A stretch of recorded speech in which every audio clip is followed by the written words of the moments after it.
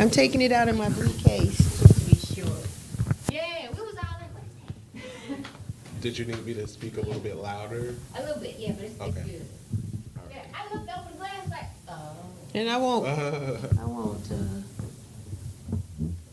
sorry.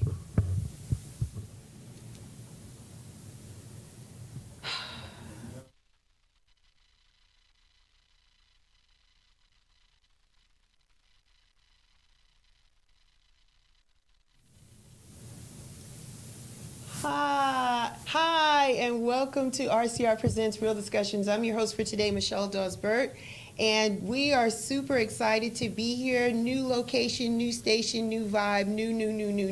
So Yes. here we are. So we're excited to be here. I want to just kind of give a little background to all of our new listeners today about what RCR is all about. Real Chicks Rock is all about the empowerment of women. We do it through various different vehicles and platforms. We do it through social media, we do it through community service, we do it through public speaking and mentoring, and we do it through the arts. And this particular platform has been my favorite of late for at least the past year or so, because we use this platform to bring interesting people onto the show so we can talk about various different topics and things that impact us women and the people that love us. So today's topic is Millennials on the Rise, and I have with me Vincent Williams. Hi, Vincent. Hi, how are you? I'm good. Welcome. Thanks for being here. You've been here Absolutely. before, and Yes. I'm always glad that you're able to find time in your busy schedule to join us again. My apologies for Brianna Holmes. She wanted to be here today, but unfortunately couldn't make it. She was traveling from New York back to Atlanta and had some difficulties with her flight, but she's on a flight safely right now, returning back to Atlanta. We're going to definitely stay connected with Brianna because she's doing some really great things in the Atlanta area with the whole millennial movement, if you will. So I'm definitely going to work with her closely and try to bring her back on the show in the future. But today, I have Vincent, so we want to talk about Millennials on the Rise. Yes. And with that being the topic, I want you to kind of share with us, if you would, what do you think what is your definition of millennial? Alrighty. So for me, my definition of millennial would have to be a person who was born between the year of 1980 and 2000, and it's sort of like an umbrella identity that society has given those people, characterized by things like growing up of technology and the very rapid developments of technology, such as like phones and cell phones to becoming smartphones versus having a beeper in the past, or computers to personal computers to laptops to tablets, and just having access to all different kinds of technology and the things that are available through those media. And it just creates a different landscape for you guys, at least just the internet alone. Yeah. Because yes, we have all these mobile devices and they seem to get smarter and smarter and better, but the mere fact that you had the internet and you could type in whatever you wanted and it would respond to you with so many different answers is just incredible, because your parents grew up in the era where we needed reference cards or reference materials. We're going to the library, we're using the encyclopedia, that type of stuff to get our information.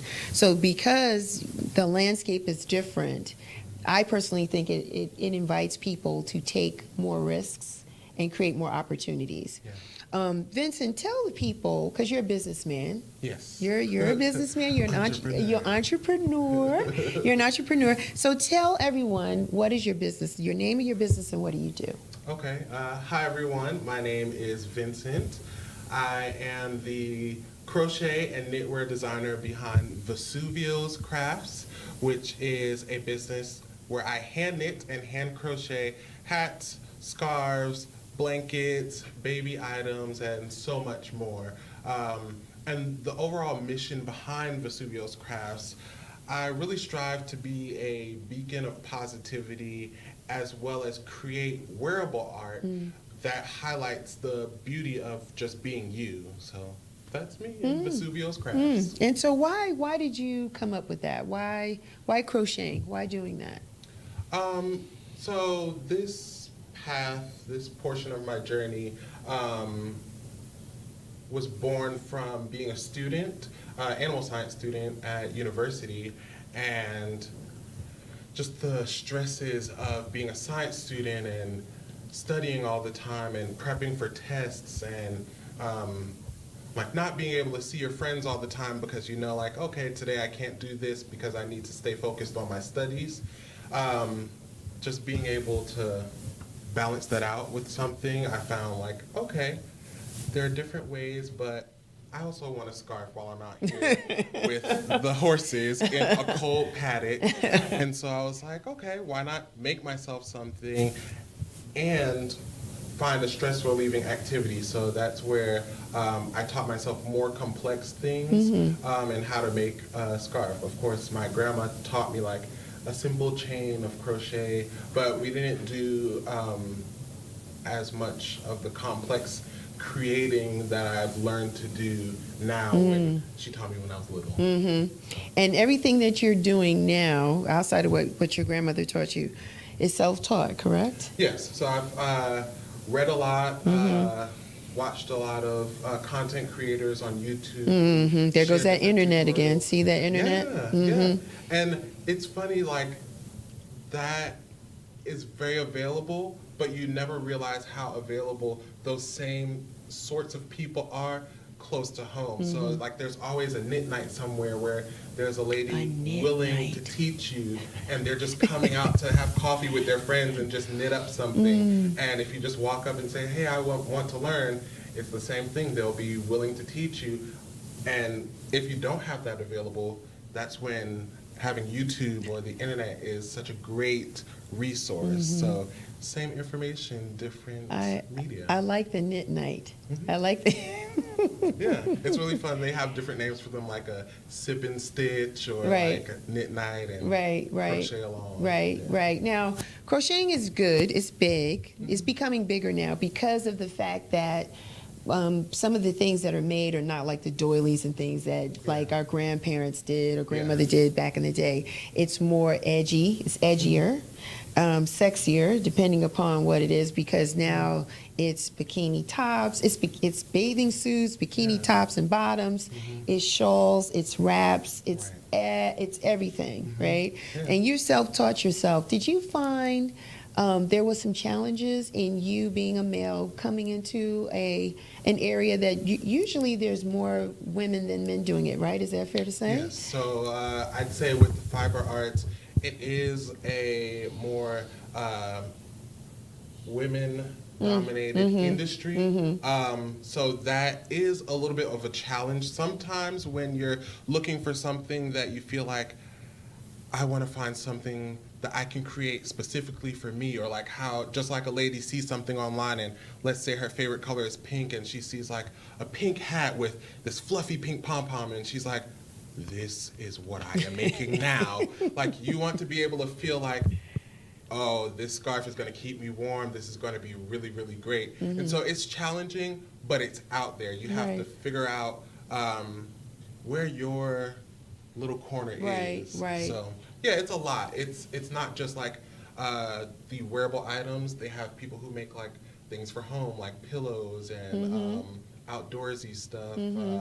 There's also people who make like bags and baskets or a lot of different things. So don't always think like lady, fluffy, colorful rainbow hat and fur and all of that. Like for me, I really like cable knits, which is like a very traditional like Irish Aran Island sort of thing. Like if you think of the fisherman sweaters, I really like those. But also you have to remember like sometimes when it's scratchy, you don't want it on your skin. So I really like that modern twist that's very timeless, but like honoring and paying homage to where the craft originated, but still keeping it contemporary. Do you find, Vincent, that because you have chose this as a business platform for you and you enjoy it, that you experience any kind of peer pressure, or have you found that your people, your friends, have been other millennials very supportive? I'd say that everyone I've interacted with, be it peers of my age, peers who are older than me, ranging in between like 10 years to 20 to 30 years older than me, or even people who are younger than me, have been really excited and always very curious and interested when they see me like knitting or crocheting, because I'm not one of those people who's very like secretive or nervous about like creating in a public space. Like if you're at a coffee shop, like I'm just creating what I'm creating. Like you can't really make me feel bad or ashamed of like being excited to create something. So it's always been very encouraging and welcoming and very interesting just speaking to people, because you learn so much about someone you don't know. Like a lady spoke to me once. I was sitting in a coffee shop and she said, "Oh my gosh, you're knitting?" And I said, "Yes."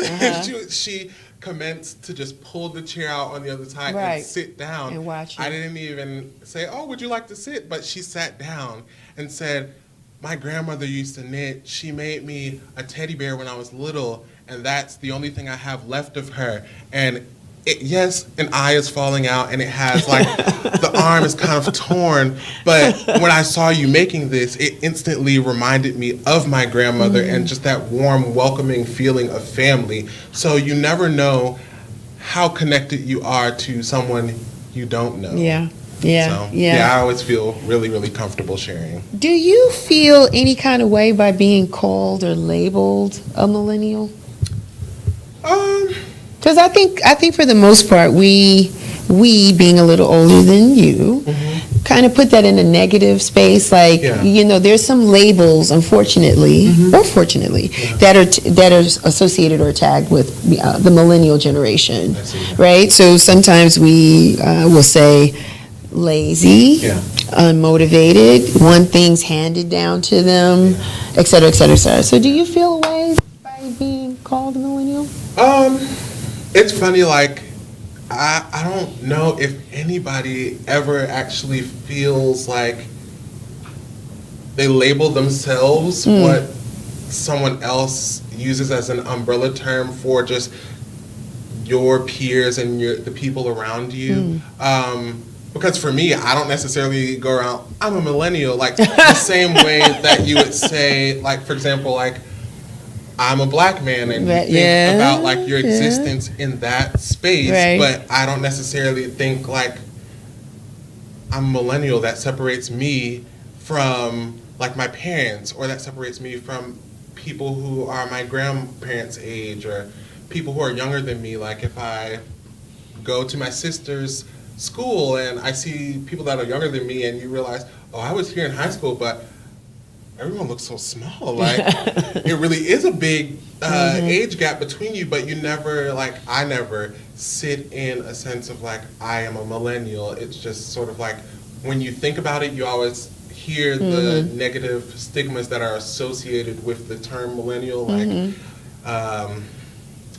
the award for participation, like oh, you did great, here's an E for effort trophy. Like you think of that, or like being lazy, or oh, everyone's stuck in their phones, no one speaks to each other. That was the other one. Everyone is like, everything is available, so you don't take the risks that you need to take, or you don't work hard. And I feel like that doesn't encompass the existence of everyone. Those don't come from anywhere. Like there are people who are lazy, or there are people who don't feel as motivated or need extra encouragement to do something that someone else would do on their own. Like self-motivated, I can do this, like push. If I fall and make a mistake, I gotta keep trying until I get it right. Whereas somebody may need the encouragement, you can do this, don't give up on yourself, keep fighting for what you believe in. So I feel like it doesn't necessarily encompass everyone's existence. Right. But it does come from somewhere. Okay. And so I just feel like it's a point where you have to understand everyone's perspectives and their experiences. Because my experience growing up is different than someone else's experience growing up. Like here, as much privilege as I do have, even though you may think like, oh, you're a black man living in America, there are certain things you can and can't do, or certain things that aren't available to you. there are a lot of things that are available to me that wouldn't be available to me if I was living in a different country with a different set of parents, different economic background. Right. So I feel like it's trying to encompass everyone, but you just can't. There's no way. Yeah, you're right. Do you feel that the playground has been leveled for you in a sense because you have technology? Do you feel that has helped giving you the drive to be a businessman or be an entrepreneur? I feel like it gives you access to a lot of tools that you don't know about. But I feel like also without that access, you can still find the same tools and techniques necessary to find your dreams or become an entrepreneur or become like a lawyer. Like you can still find those things, but I feel like it will be shaped a little bit more by the people around you, the people in your community, your role models, the people who you would look up to. That's a more localized sense of like the world. Right. Whereas in the internet, you can. My family is not necessarily an animal background. Like it's not full of physicians and doctors who work on animals. Right. It's like a lot of people who are talented in many different facets, like musicians, artists, business owners, people in the medical field. Like it's a lot of that, but I wouldn't have that access to learn about veterinary medicine or learn, the difference between a sheep, a goat, and a llama. Like you wouldn't like have that if you don't live on a farm or you don't know friends who have a farm. So I feel like it does give me access, but you can still find those. Okay. Because I didn't realize we lived a couple of minutes from a horse farm. Right. So if you don't go out and search, you won't find it, but it's always there. Is that your group of people that influence you? Because, I may be a little biased because I've seen you outside of, us having this conversation, and I've met your friends. But for those that are listening, I just want people to kind of understand that the stereotypes that we put and we label with millennials, to your point, is not necessarily true, doesn't embody everybody. So I want people to have a little more insight to the kind of people that may influence you, how you move, how you operate, the kind of crowd that you may socialize with, but yet you're still focused on running your business. So tell the listeners a little bit about who influences you now. I know your family plays a strong influence with you. Yes. Is there anybody else outside of your family dynamic? There's many people. Okay. Outside of just my immediate family and my parents and my grandparents and my brother and sister, like you always surround yourself with a chosen family of people who are very motivated, who are encouraging, but also are wanting that from you, Right. for them, for their dreams. And I surround myself with a lot of friends who are interested in sciences or interested in art. So I have one of my friends, he is a music teacher now at a university in Florida. One of my friends, she just got accepted into nursing school, and for me, I'm not practicing human medicine, but like just the amount of drive that she has for focusing on her studies is the same that I have for my studies. So I like to surround myself with those sorts of people, very diverse, people from different backgrounds. I have a lot of friends, like people of color, but I also have friends who are from Argentina, like their parents came here from Argentina, or one of my friends, her parents came here from Nigeria. Another one of my friends, her parents came here from the Philippines. So it's not that you surround yourself by with people who look exactly like you, who want to do the exact same things as you. I like to surround myself with people who have a goal, have a dream, but also understand the work that you need to do in creating a healthy friendship, because everything should be balanced. You should have a great social life as well as a great academic life as well as a great creative life. Just being able to say, all right, today is a self-care day. This is time to spend with me. It's great to be out with your friends. It's great to be with your family. But sometimes you just have to say, you know what? I'm going to go to the movies by myself. And it's okay for your friends to tell you, all right, I'll see you next weekend. We're going to go hike and you go to the movies and enjoy yourself. We'll get together for brunch on Monday and talk about the week. Yeah. So it's really great. I like surrounding myself with just very motivated and encouraging people. This is a heavy question, but I'm going to ask it. Your parents witnessed or heard stories about how people that went before them left something behind.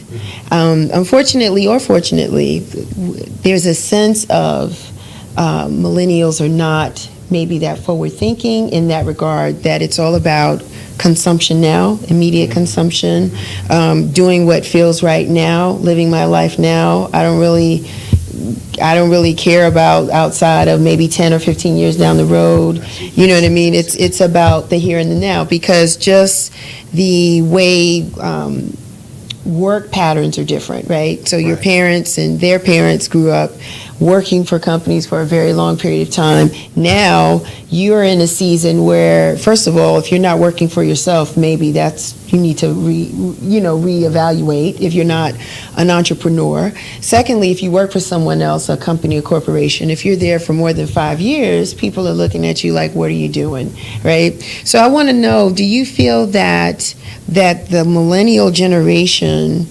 will it come to a point that they'll operate in paying it forward, or do you feel that they do that now? I feel like, despite what people may think, my peers, the people that I interact with, the people that I see, the people whose content I choose to, intake and allow influence my perspective, are all very caring in the sense of paying it forward. Okay. So even though it may not look like it, one of my friends, she works with a nonprofit organization. She doesn't work for herself. She works for a nonprofit organization who focuses on improving the homeless community's life and overall just well-being. Within like the Athens area, the Atlanta area, a lot of different urban development sort of places, because homelessness is something that is happening and very real, and it's surrounded here, even though people say like, oh, like we can assist people in other countries, like you can assist people in your community. Like if you drive 20 minutes one way, you don't realize there are people who sleep in this park you walk by every day. There's someone who puts a book bag on their back and doesn't take it off at night, because if they take that book bag off, someone will take it, and that is their entire livelihood. Right. So there are people who do things like that. There are people who are really focused on collaborative work and being environmentally conscious, being very green, and making sure that the earth is still here for when our children become grandparents. Like we want them to be able to enjoy being out and about with their grandkids. So there are people who are focused on being very green and finding different ways to give back environmentally. There's a lot of people who are studying like energy coming from water or coral reefs. There are people who are establishing coral reefs on oil rigs. Wow. Oil rigs that are no longer in use. Whereas somewhere in Australia, the coral reefs are being really, really torn apart just by the chemicals that are in the water, or the amount of plastic waste that goes in the water, and that impacts them, like on a small level, the coral, then the things that live in the coral, then the things that eat the things that live in the coral, then what we eat is what eats all of that, and then now we no longer have food. So we have to remember, like, our existence as humans is encompassed with everything around us, and there are people who focus on that. So I feel like if someone comes with that statement, they should take the time to learn and educate themselves and reach out to the different venues that people are trying to become leaders in, because it's not just like photography and music and creating. Like, there's being creative encompasses like creating with your words. Yes. Creating with the materials that are around you, the natural resources, creating for the people that are in your community. So it's not just being creative in a sense of paint, sound, visuals. It's creating from a sense of heart.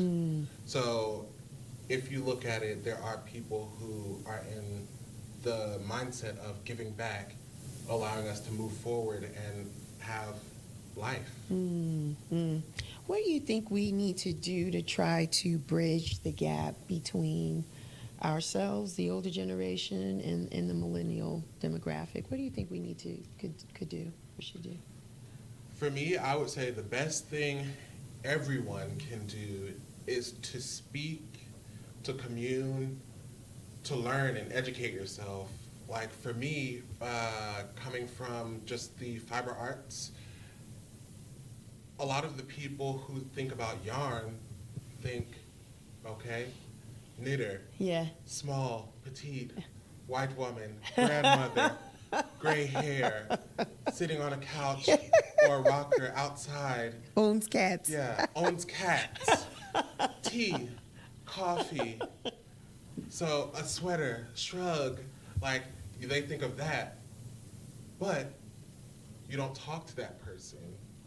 In order for me to do what I do, I learned from the lady who made a fisherman sweater for her husband who was a fisher, and the reason why they have the cabling a specific way only with each family is for identifying if something bad happens at sea and your husband passes and washes the English language, washes ashore, you can identify who he is via his sweater.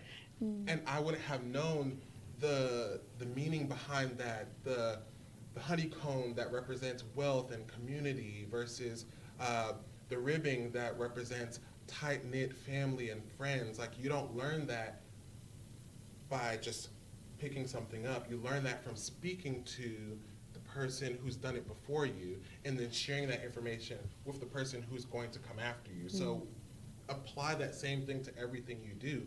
Go out and speak to individuals in your industry and allow them to speak to you, because you have a lot to offer. They have a lot to offer. Learn, never stop learning. Right. Like, everyone has something to offer. So I feel like that's the best way to bridge the gap. Not only just personalities, just like the experiences people have had. Like, for example, with, I don't know, let's say civil rights. Like, my experience as a man with locks, brown skin, is very different from someone in the same community, state, or country, let's say 50 or 60 years ago. Yes, yes. So the person who was in that position is still alive. Those experiences can be shared and received by me, and they can understand my existence and what they have experienced and how it's changed my existence. Whoop. Sorry, let me speak a little bit louder. Okay, so just being able to communicate between two different generations is very important. You have a lot to offer with your experiences, and those are experiences that I may never have, or experiences that you don't want me to have. You want me to not have to make the same mistakes you've made because you've already made them, and here are the tools you need to do in order to get even further than what you can imagine. So I feel like just communicating is key. People feel like technology allows us to forget to interact face to face. But I feel like a lot of people do interact face to face, but it needs to be promoted and highlighted just as much as people speaking about technology, people are on their phones. Right. People are getting into like car accidents because they're walking across the street true. with their phone in their face, and a car is coming And and they you don't see it. even see it, and you get hit by a car. But that also allows me as a knitter to speak with someone from Thailand, to speak with someone who's experiencing the same things as me in the UK or Rhode Island or California or Brazil. Like, I spoke to a knitter who simply dyes yarn because the trees in his backyard produce the dye, the pigments. Wow. The pigments that you purchase are the trees in his backyard, and he did not know that. Oh. And so for him, this is what he just does to make his living, because this is his natural resources. And for me, I would have never known, like, these are things in people's backyards, and I normally just purchase this online, but right. You I would should. rather purchase from him because you learn his story, and this is the connection that's more important than the actual product. Right. So for you, you feel that the technology and everything actually has brought your world closer together because you're able to access and reach people that you wouldn't have been able to do that prior to. Right. But I still think there's still an opportunity for us, not just millennials, but everybody, because we are in a very text world. Yes. Sliding in on somebody's DM, ghosting. Yeah, I know heaven what's up. help. Yeah. Okay. So there's a whole bunch of different things going on, and so then I'm okay with that. I understand that. But then when you meet the person, do you have the conversation? Do you have the dialogue? Do you know what to say? Do you find that millennials will still be effective in being able to communicate socially? Yes. With people? Sliding in. Yes, I feel like there are, just like I said before, there's a broad spectrum of how well people can take social cues and hold a conversation. But there are a lot of people who you meet in person and you have a great conversation, or I met a group of knitters online, and people will normally say, like, oh, these are the quirky, kooky people that don't have social skills and don't know how to talk to people or don't make, like, direct eye contact. And you then meet them in person, and you're like, oh, my gosh, she's like my auntie that, travels everywhere and comes back, and she brings, like, oh, you know what? I went to Africa last month. I got you this, this, and this. Yeah. And you're like, oh, you're great. You're hilarious. Like, you don't realize that everyone has a different level of comfort, but I feel like it hasn't been lost, the sense of camaraderie, just social connection. I feel like it hasn't been lost. Okay. Because before this, I feel like before this technology, there were still people who didn't have good social cues or didn't have the ability to hold a conversation well. Right. Like, there's still those, like, awkward kids that, like, just kind of sit in the corner, and you're like, oh, she's in her book, she's in a different world. I'm just going to let her be, and I'm going to go over here to the folks that are laughing and cackling, and these are my folks. But then once you get to know someone and talk to them, like, it's just a different way of existing and moving. So I feel like it's the same, but different. A little different. A little different. As it relates to government, right? Local, federal, state, the whole thing. Do you find that the government is beginning to put plans or programs in place to embody and millennials more and bridge that gap that we were talking about earlier, or no, you think it's kind of like still kind of static? So I feel like that's very complex and loaded. But if you break it into small bits and pieces. Break it down, Vinny. Break it down. Yes and no. Yes and no. So if you look at it from a business standpoint, it affects businesses and entrepreneurs on different levels depending on what you do. So for me, I am a creator who makes things for you to wear or use or pass down. Like, if I create a baby blanket, it's infusing that product with the love that you would want a baby to have, and then they keep this until they're like 3 or 4, and then it's put to the side for when they have a kid. And so for me, certain laws and regulations wouldn't impact my business, whereas it would impact another knitter who utilizes their knitting for activism. So there are people who do yarn bombing, which is sort of like graffiti with yarn. So you'll see it on, I don't know, light posts or bikes or trees or walls, and even like the support beams of bridges. You may see, let's say for Puerto Rican Pride Month, someone will create like a really, really huge Puerto Rican flag that's crocheted and it's wound around like a large tree, and that's their way of like representing, we are here, this is our community, and this is what we want to highlight here that may not be highlighted. So some government-wise and rules and regulations, for them it might be harder to put something up, and it may be taken down, all the hard work, all the yarn that they would import from somewhere, like let's say they want to support another Puerto Rican. If they're trying to import yarn hand-dyed by a Puerto Rican into the United States, they might have trouble with shipping or the trade, or if like trade laws were changed and it's too expensive, now that person would prefer not to ship in from Puerto Rico, but ship from a Puerto Rican who lives in the United States. So I feel like laws and regulations can impact you depending on your existence within your industry, but sometimes it may not have an impact on what you do. Okay. You are pretty dynamic in what you can. I said, let me say it again. You're pretty dynamic in what you can and cannot make. I've seen it. I have your product. I've purchased it from other people. They love it. Do you like one versus the other in the sense of you do bikini tops, halter tops, scarves, that type of thing, versus maybe the non-clothing when you're doing the blankets, pillow covers, that type of thing? Do you like one versus over the other, or it's all the same to you?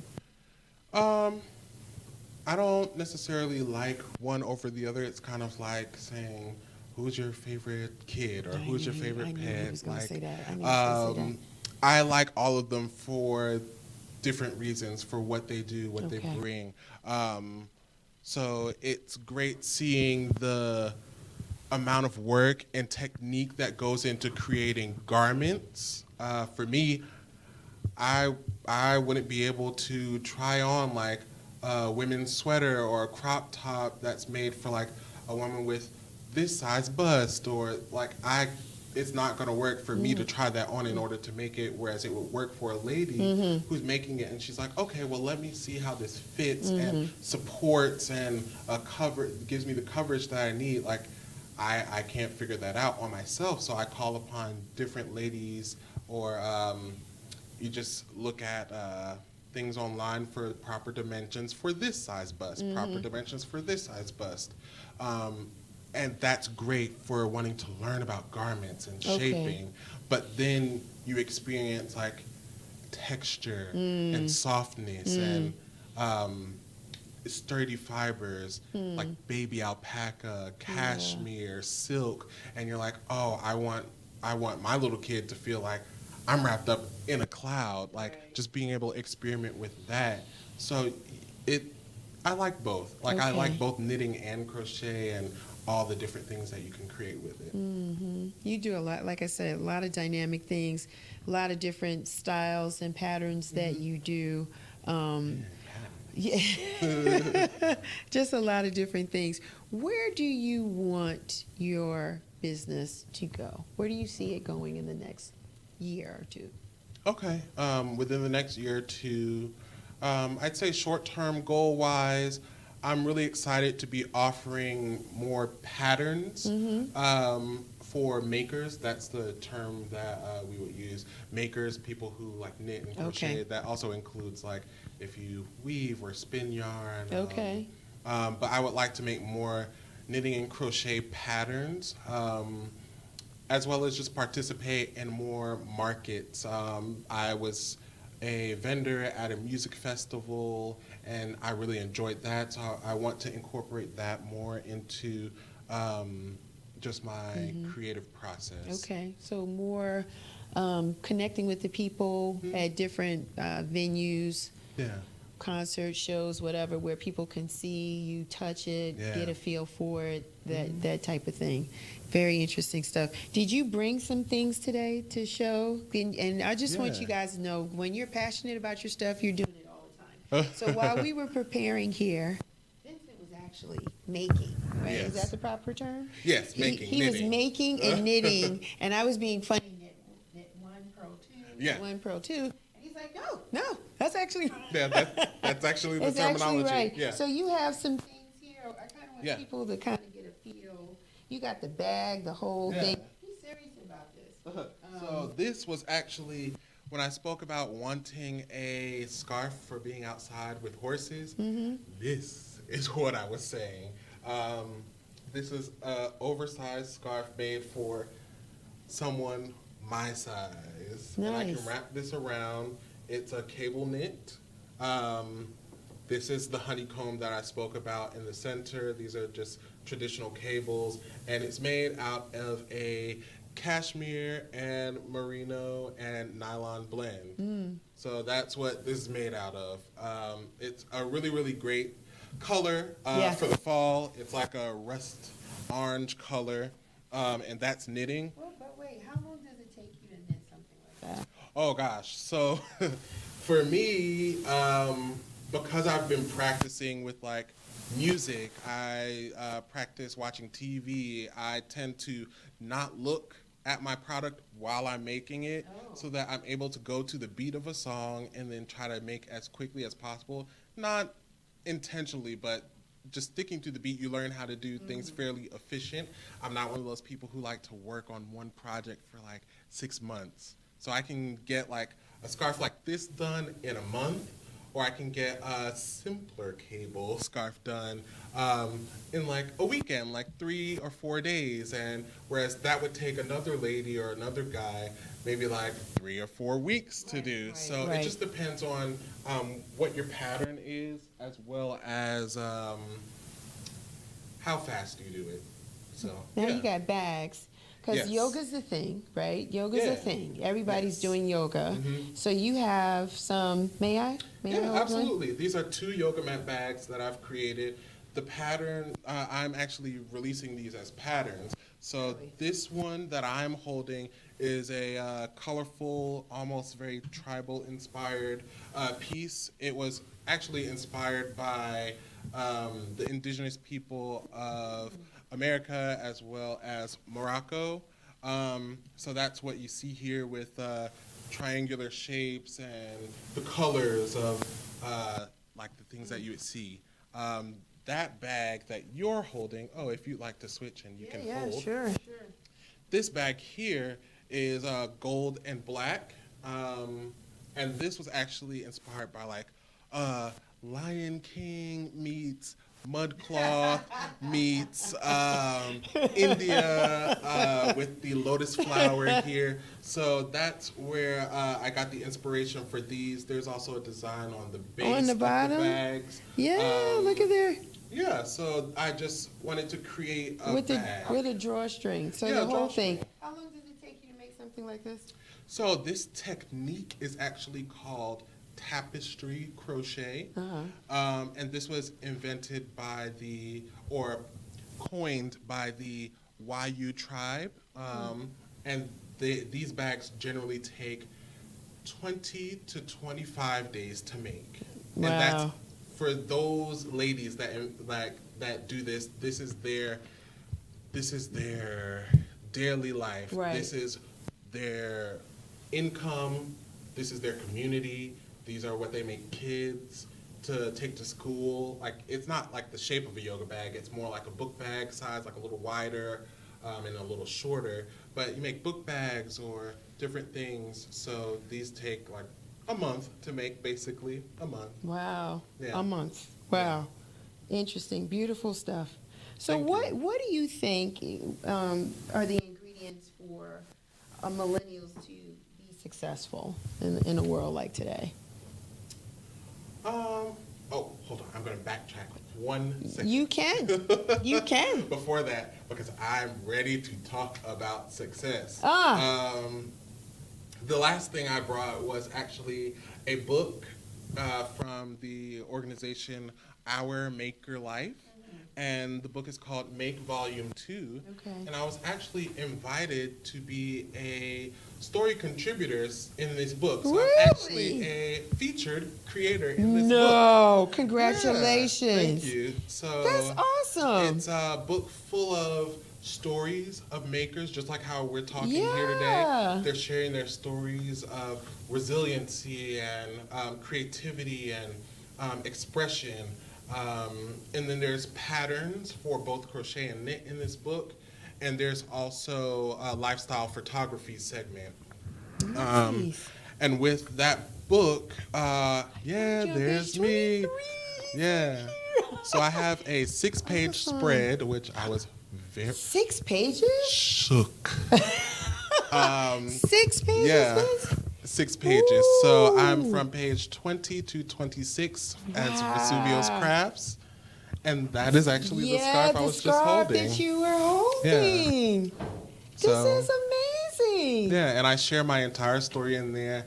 This it's is really, really great. beautiful. They did the founder of Our Maker Life, Jewel, and one of her dream teamers, Kelly, did a beautiful job creating this book. They handpicked everyone in this book for their stories, their creativity, their photography. So they've done a beautiful job, and I just wanted to share that as well. Those are available. This if is you would like awesome. to This is scoop awesome. up a Can copy. I'd like to get a copy. Thank you very Okay. much. Yeah, I'll So give you those details. thank you. I appreciate that. I appreciate that. Again, this is just again, how can millennials? What can they do? How do they need to position themselves to be successful during this time? Because everything's not handed to you. Right. It's never. And then when you have the additional dynamic of being maybe in a minority demographic anyway, there's some challenges there. So any tidbits or anything that you think you could share with people that would help empower the successful? Absolutely. I feel like there's some really, really, really basic but important things that are very key to unlocking your potential as an entrepreneur, as a creative, as a student of life, as just whatever you want to do. Like, no matter what, these keys to success can be taken and applied to whatever you want to do. So for me, I'd say first and foremost, focus on your passion. Okay.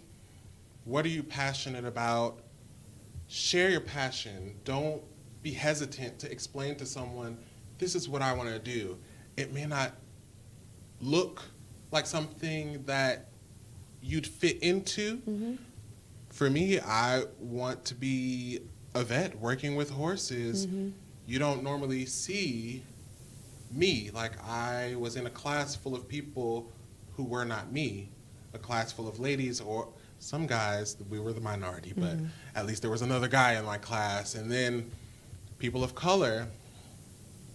You're narrowing your pool, but you share your passion for that. This is what I've always wanted to be. I've always been interested in animals, and you share your passion, and people are more than willing to support you and get you where you want to go because they understand the process and all of the work. So if you share your passion and stand in your passion and stick with it, you'll be very successful. Another thing that hand in hand with being passionate is working hard.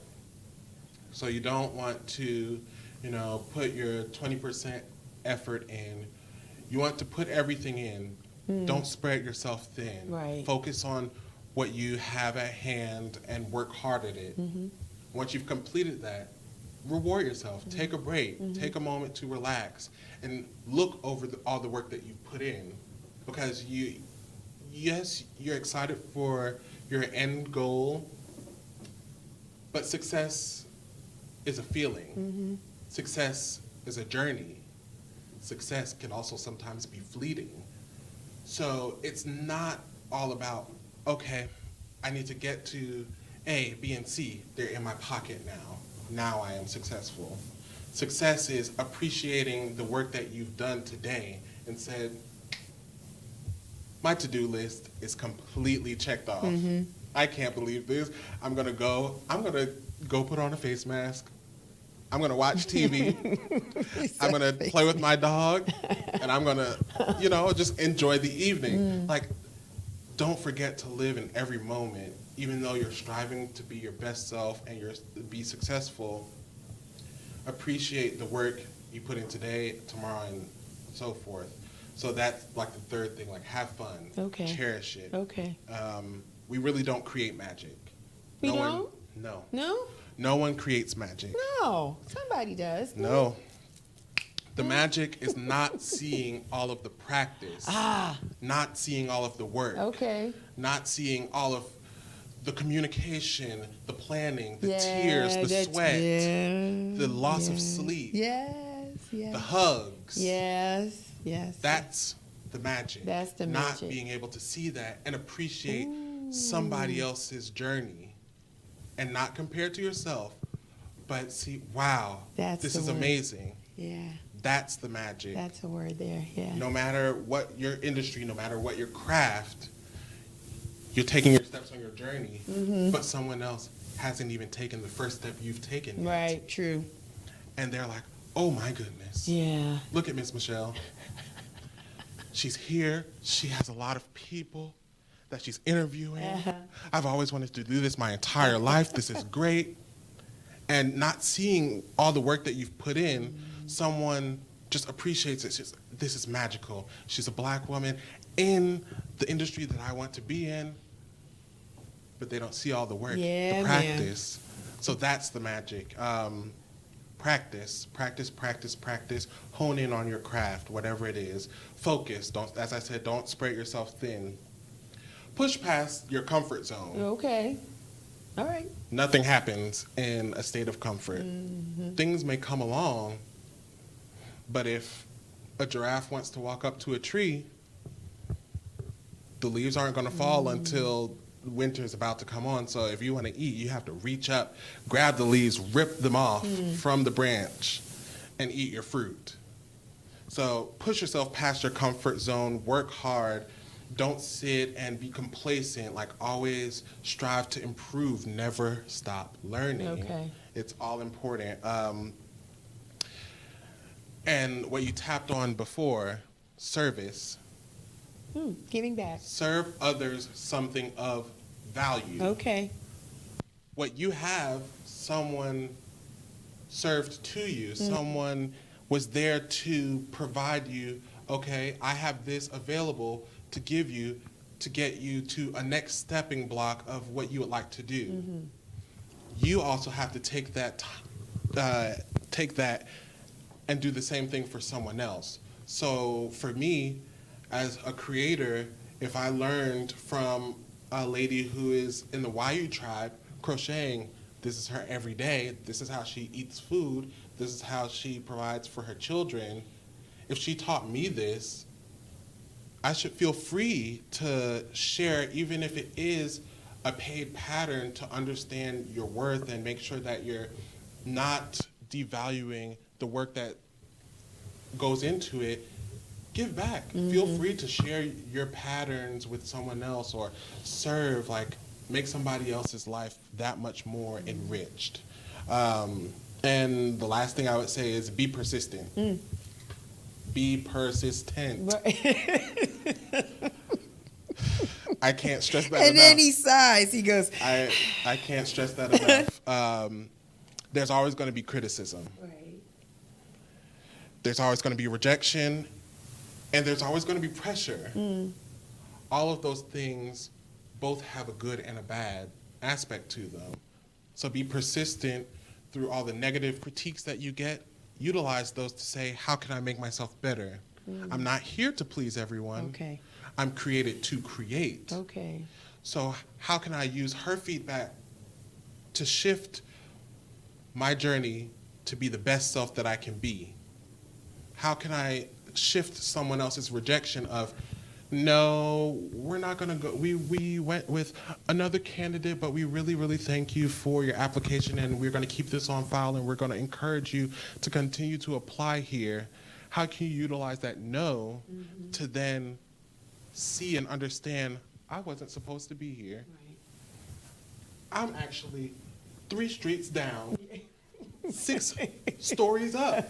I'm on a high rise. I'm in a high rise working for myself, working for who I want to work for, whatever you're doing. You have your studio, you have your doctor's office, you have whatever you need to have.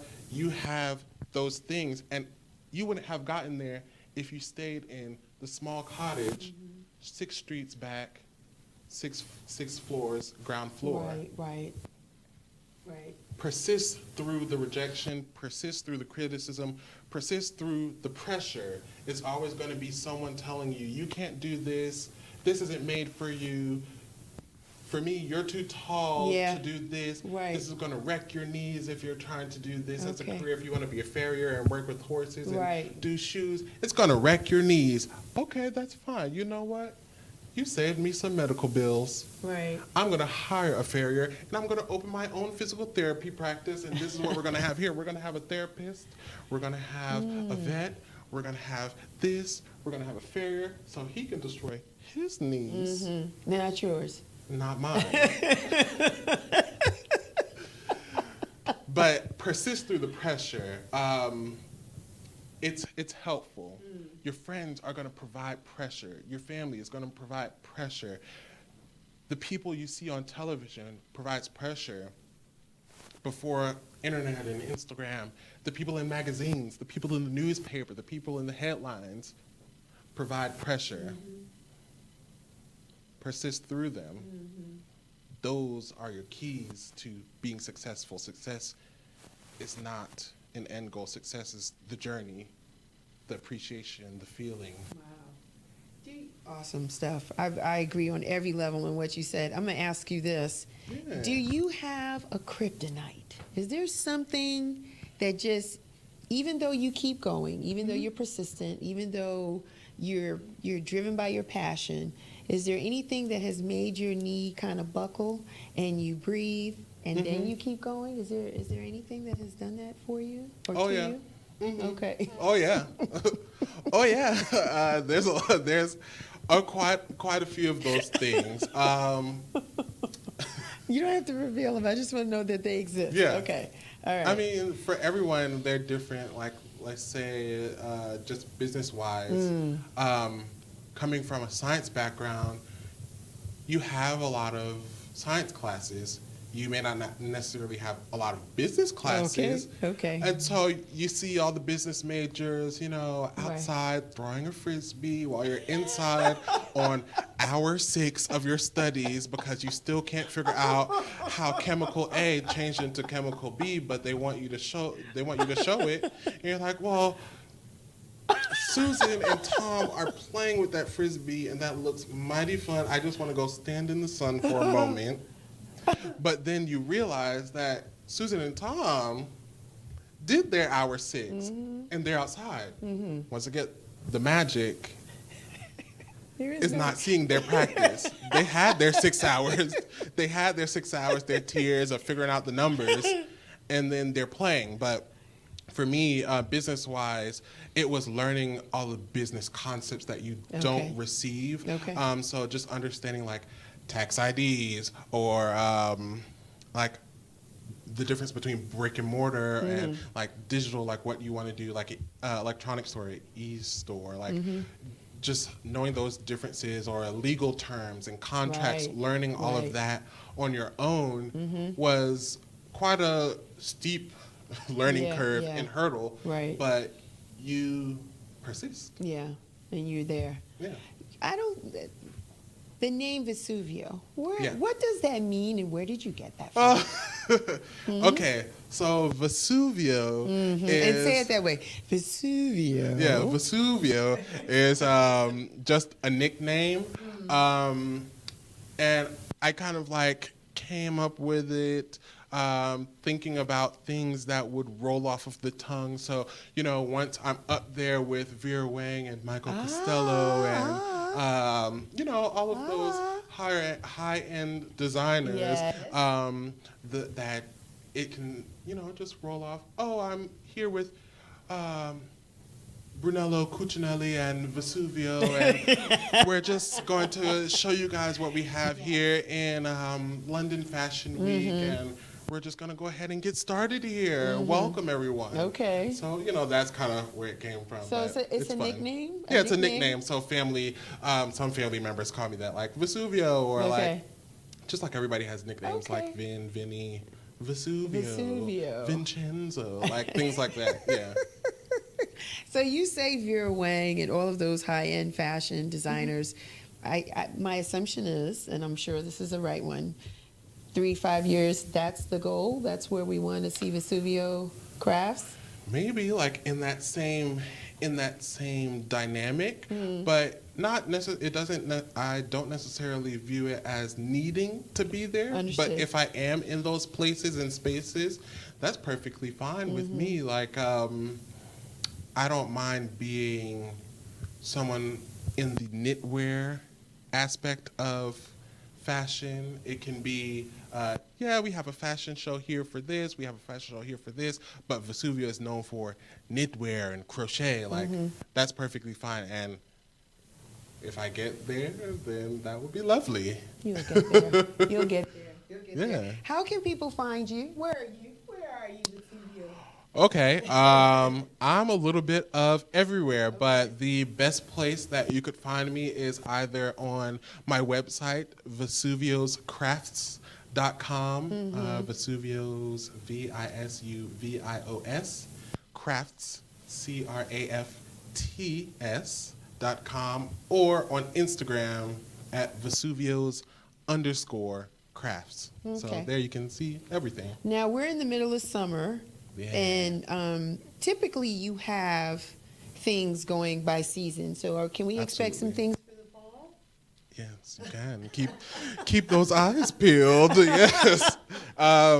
So people think like crochet and knitwear. They think fall, winter.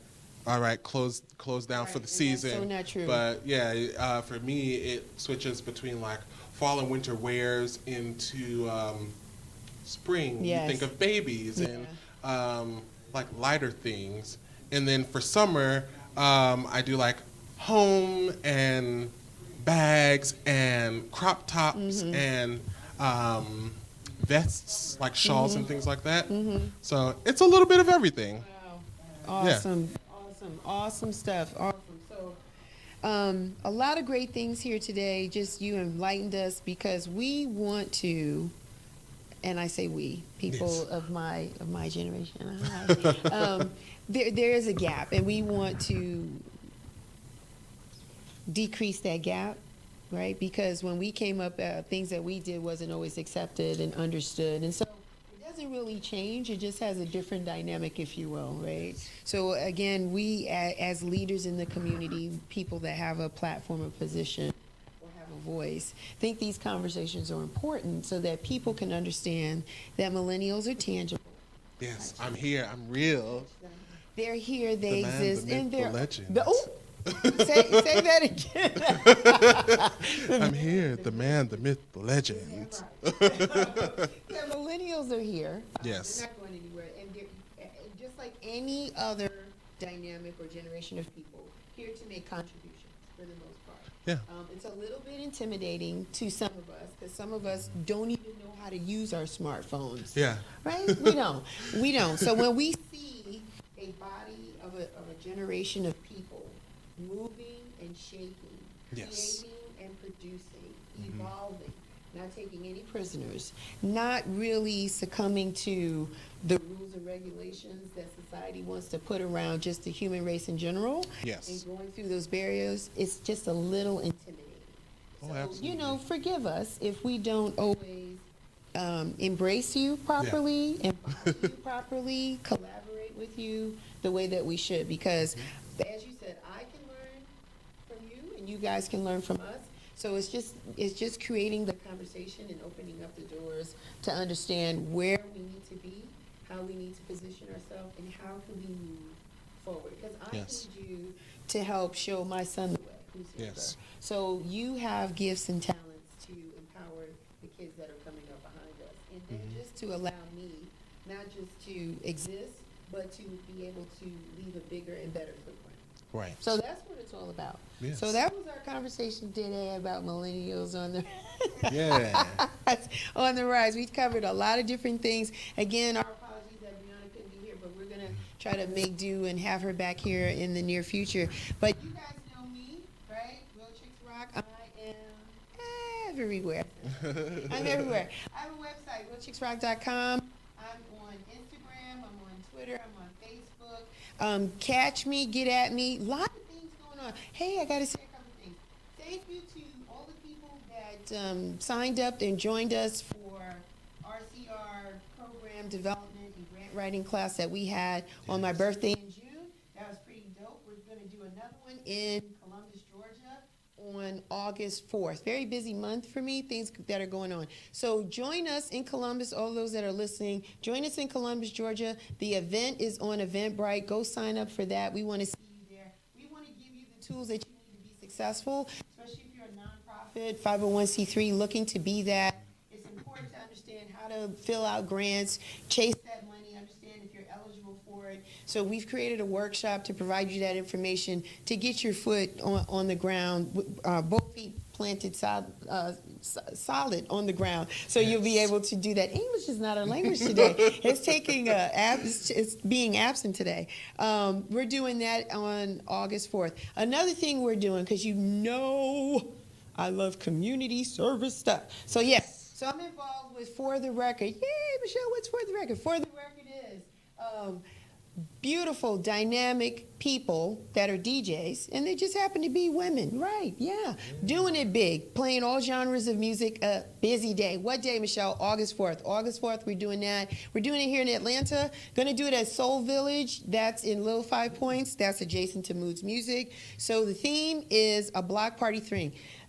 A block party theme. Tell a friend, come through, it's free. Proceeds from that is going to help other young ladies learn about music, instruments, the whole thing. So again, there's always an angle with Real Chicks Rock. We just don't do things to just do things. It's a purpose in everything that we do. So we encourage you guys to be a part of that. All that information is on the website. We got more and more things coming along. Just stay tuned, fasten your seatbelts. Thanks for joining me today. Thank you, Vincent, for coming. You. All the people that listened and checked and shared and liked. Until next time, you guys take care and you continue to rock on.